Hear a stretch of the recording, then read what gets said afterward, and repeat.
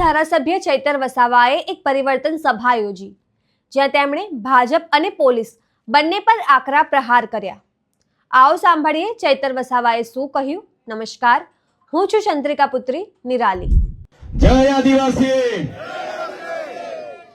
પેલા ખૂણાવાળા ઉપર બેઠા છે, બોલતા નથી. હા, આ ચિકદામાં બહુ મોટા મોટા નેતાઓ રહી છે, પછી એમને ખબર જ નહીં પડે અહીંયા શું ચાલે છે તે.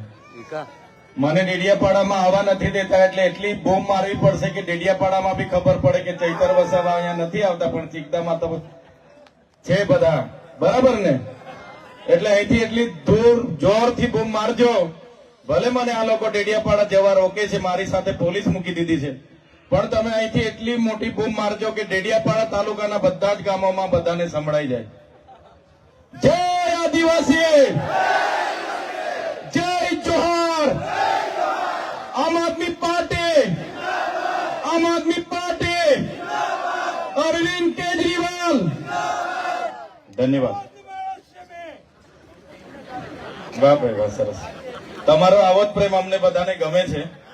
આજના મંચ પર બધા ઉપસ્થિત દિલ્હીથી ટીમમાંથી પધારેલા અખિલેશભાઈ ત્રિપાઠીજી, પોતે 3 ટર્મથી એમએલએ છે, સરકારમાં પણ કામ કરેલું છે એમણે.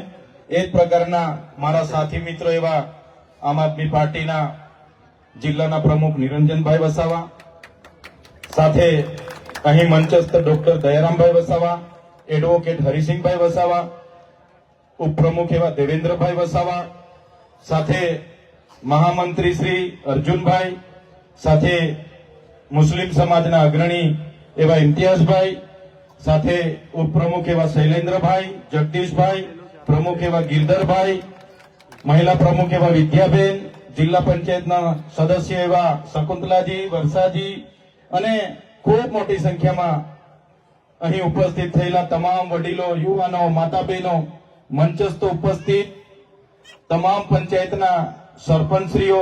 એકવાર સરપંચો માટે જોરદાર તાળીઓ પાડી લો. બધી જ પંચાયતના, મોટે ભાગના પંચાયતના સરપંચશ્રીઓ પણ ઉપસ્થિત છે, મીડિયાના મિત્રો પણ ઉપસ્થિત છે, પોલીસ અધિકારીઓ પણ ઉપસ્થિત છે. બધાને હું મારા નમન કરું છું, વંદન કરું છું.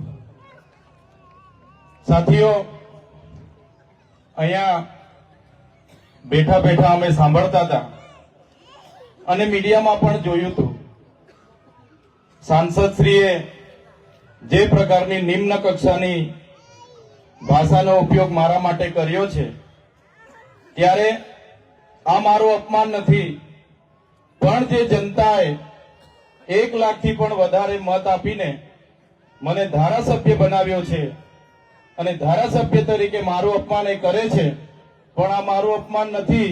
જેમણે મને ચૂંટીને ધારાસભ્ય બનાવ્યો છે, આ સામે બેઠેલી જનતાનું અપમાન એણે કર્યું છે. એનો જવાબ અહીંયા મને જેટલા પણ સાંભળી રહ્યા છે, મારા વડીલો છે, સંતો મહંતો પણ બેઠા છે, મારા સરપંચશ્રીઓ છે, મારા અગ્રણીઓ છે, મારી માતાઓ છે, મારી બહેનો છે. બસ તમને વિનંતી કરું છું, આપણે એમની સામે એમના જેવા નથી બનવાનું, પણ આવનારી તાલુકા પંચાયત, જિલ્લા પંચાયતમાં એનો જવાબ આપણે બધાએ આપી દેવાનો છે. આપી દઈશું ને બધા? તૈયાર છો ને બધા? આપણા અપમાનનો જવાબ આવનારી તાલુકા જિલ્લા પંચાયતમાં ભાજપના નેતાઓને આપી દેવાનો છે. અને એ મારું ગમે તેટલું અપમાન કરતા હોય, મને ગમે તેટલું નીચું બતાવવાની વાત કરતા હોય, એલફેલ બોલતા હોય, મેં તો કુદરતને પ્રાર્થના કરું છું કે એમને સુખી રાખે, એમનું ભલું કરે. અમે તમને આવનારી ચૂંટણીઓમાં જવાબ આપી દઈશું. સાથીઓ, આગળ ઘણા પ્રશ્નોની વાતો થઈ છે, સમસ્યાઓની વાતો થઈ છે, ત્યારે હવે આજનું ડેડિયાપાડા એ માત્ર ગુજરાતમાં ચર્ચિત નથી.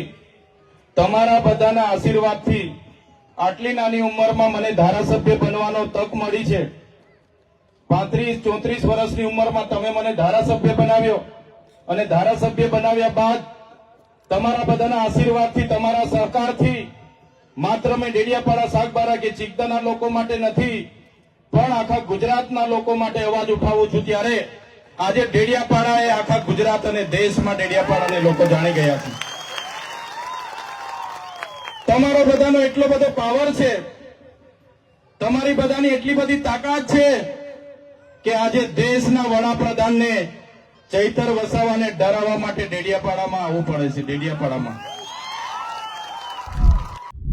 તો તમે ચૈતર વસાવાની વાતથી કેટલા સહેમત છો, શું વિચારો છો, કમેન્ટ કરીને જણાવો. અત્યાર માટે બસ આટલું જ. સમાચારને લગતી વધુ અપડેટ્સ માટે અમારી વેબસાઇટ www.gujaratplus.in પર પણ માહિતી મેળવી શકો છો. ધન્યવાદ.